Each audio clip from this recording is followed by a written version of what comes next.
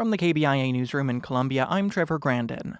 Food and agriculture organizations from the U.S., Canada, and Mexico are urging the three countries to renew a massive trade agreement. Harvest Public Media's Rachel Kramer reports the official review process starts July 1st. The United States-Mexico-Canada agreement replaced NAFTA in 2020 and allows certain products like corn, beef, and avocados to cross borders without tariffs. While many ag groups say it provides much-needed stability for farmers and livestock producers, President Donald Trump has said the U.S. would be better off without the agreement. Chad Hart, an ag economist at Iowa State University, says that's not surprising. He's done this several times where he's basically saying, I don't need a deal, we're better off without it, but in the end, he ends up striking a deal. The three trading partners will decide whether to extend the agreement for another 16 years, terminate it, or begin an annual review process. I'm Rachel Kramer, Harvest Public Media.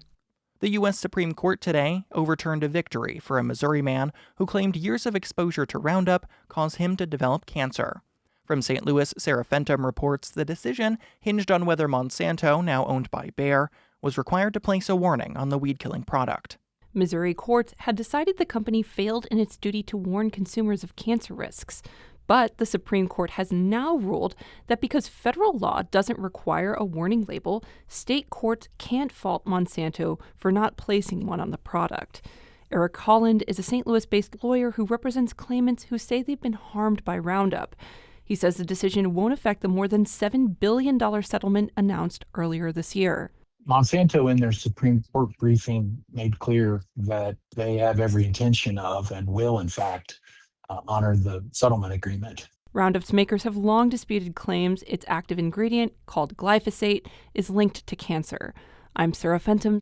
And the Senate Agriculture Committee released its version of the Farm Bill this week. It includes expanded crop insurance, including for revenue lost to President Trump's tariffs, bigger farm loans, and more funds for conservation and international trade promotion. Most provisions will be funded by Trump's massive tax and spending bill passed last year. Despite calls by congressional Democrats, the bill does not roll back cuts to the Supplemental Nutrition Assistance Program, commonly known as food stamps. Congress has until September 30th to pass a final version. I'm Trevor Grandin, KBIA News, Columbia.